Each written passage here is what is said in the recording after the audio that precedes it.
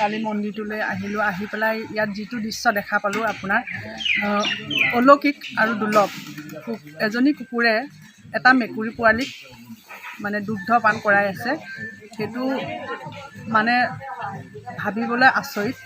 আৰু আজি যিটো যুগত মানে জীৱ জন্তুৱে যি নেকি জীৱৰ মূল্য বুজি পাইছে, সেইটো হয়তো মানুহৰ মাজত নাইকিয়া হৈ গৈছে।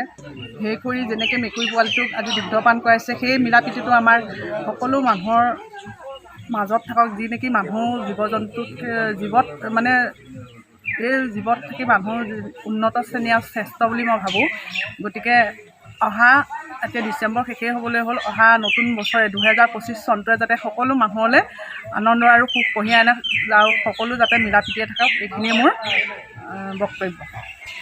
যোনটো দেখিলোঁ ধৰক কুকুৰজনীয়ে মেকুৰী পোৱালিটোক যোনটো গাখীৰ খুৱাই আছে, এইটো মানে পটককৈ এইটো দুৰ্লভ দৃশ্য, এইটো তেনেকৈ দেখা পোৱা নাযায়।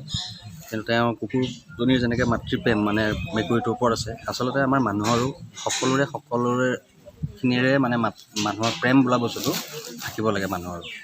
আৰু যেনেকৈ আজি কুকুৰজনীয়ে সেই মেকুৰী পোৱালিটোক গাখীৰ খুৱাইছে, তেনেকৈ মানুহৰ মাজতো এইটো থাকিব লাগে যে মানুহে মানুহৰ ওপৰত মৰমশীল বা মানুহৰ ওপৰত দয়াশীল, এনেকুৱা ধৰণৰ কিছু বস্তু থকাটো আমি বিচাৰোঁ, মানে হ'ব লাগে। কিন্তু সেইটো কাৰণে মানুহখিনিয়েও যাতে আমাৰ সকলোকে মানুহে ইজনে সিজনক ভাল পায় বা আপোনাৰ মৰম কৰে, এনেকুৱা ধৰণৰে কিছুমান আমি বিচাৰোঁ। আৰু যিহেতু